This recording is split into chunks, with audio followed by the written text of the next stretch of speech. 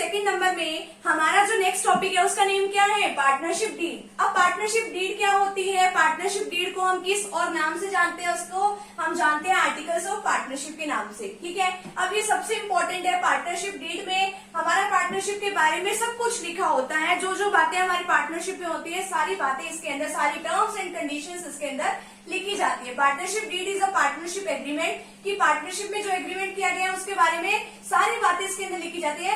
अब partnership agreement किस किस के बीच में होता है, between the partners of the firm which outline the terms and condition of the partnership between the partner, यानी कि क्या क्या टर्म्स एंड कंडीशंस अप्लाई होने वाली है पार्टनरशिप में, तो सब कुछ इसके अंदर बताया जाता है। अब पहली बात इसके अंदर क्या आती है, name and address of the firm, कि नेम और एड्रेस क्या है फर्म का।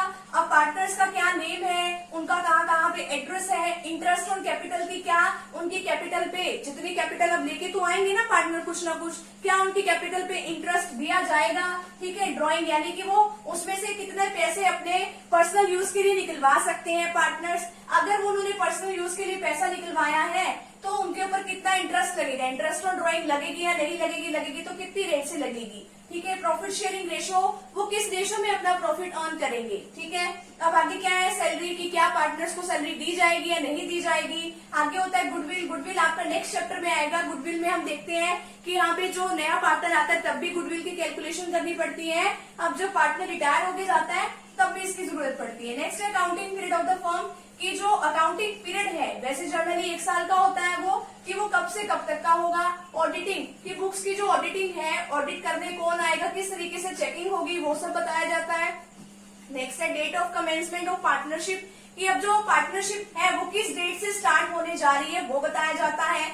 कितने टाइम तक पार्टनरशिप चलेगी उसकी ड्यूरेशन बताई जाती है। नेक्स्ट है rules to be followed in case of admission of a partner. अब जब कोई नया पार्टनर हमारे बिजनेस में आता है तो किस तरीके से क्या क्या रूल्स होते हैं। ठीक है, अब देखो जब नया पार्टनर हमारे बिजनेस में आएगा तो हमारी जो है प्रॉफिट शेयरिंग रेशो भी चेंज होती है, और भी काफी सारे केसेस है कि आपका चैप्टर नंबर 4 में भी आएगा। Next settlement of business, settlement of business की अगर मान लो कोई डिस्प्यूट वगैरह अराइज हो जाता है, कोई लड़ाई झगड़े हो जाते हैं तो उसको किस तरीके से सुलझाया जाता है, क्या एक आर्बिट्रेटर की हेल्प की जरूरत होती है या नहीं, या मतलब किस तरीके से हम जो हमारे लड़ाई झगड़े अगर हो भी जाए या कोई और डिस्प्यूट अराइज हो जाए तो हम उसको किस तरीके से सुलझा सकते हैं। ठीक है, तो हमारा पार्टनरशिप डीड है, आर्टिकल्स ऑफ पार्टनरशिप जिसे हम कहते हैं। तो फटाफट से यहाँ तक का स्क्रीनशॉट ले लीजिए, आगे जो है हम पार्टनरशिप डीड के बारे में ही डिस्कस करेंगे।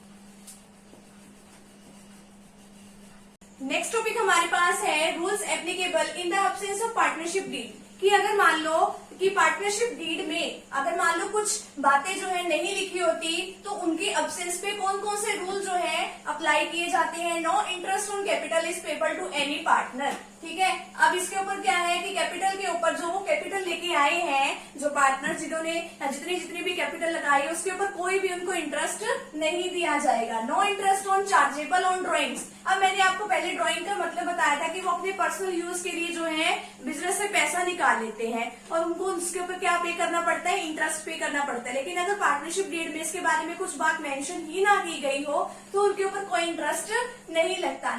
नेक्स्ट है interest on loan is payable eight 6% per annum, कि अगर मान लो कि जो पार्टनर है उन्होंने फर्म को लोन दिया हुआ है और पार्टनरशिप डीड के बारे में कुछ भी नहीं कह रखा कि इसको इतने % से ये जो है इंटरेस्ट वापस करना है पार्टनर को, तो वो फर्म अब उसको कुछ ना कुछ तो देगी वो। ठीक है, इंटरेस्ट तो वो क्या मानेगी, उसको चार्ज माना जाएगा। चार्ज क्यों माना जाएगा, चाहे फर्म के पास प्रॉफिट हो या ना हो, ठीक है, या लॉस हो, लेकिन फर्म को वो जो है इंटरेस्ट उसको पे करना ही पड़ेगा। लेकिन कितने % से पे करेगी वो, 6% से। नेक्स्ट है profit should be distributed equally. अब जो प्रॉफिट जो डिस्ट्रीब्यूट किया जाएगा वो इक्वली डिस्ट्रीब्यूट किया जाएगा, यानी कि इक्वल रेशो में 1:1। अगर 2 पार्टनर अगर 3 है तो 1:1:1। नेक्स्ट है no remuneration is payable to any partner. Remuneration का मतलब है सैलरी, किसी भी पार्टनर को कोई सैलरी नहीं दी जाएगी। नेक्स्ट है new partners can not be admitted unless all the partner agree. नए पार्टनर को तब तक मतलब उसमें एडमिट नहीं कराया जाएगा जब तक बिजनेस फॉर्म के अंदर नहीं लेके आया जाएगा, जब तक सारे के सारे पार्टनर एग्री ना कर जाए इस बात के लिए।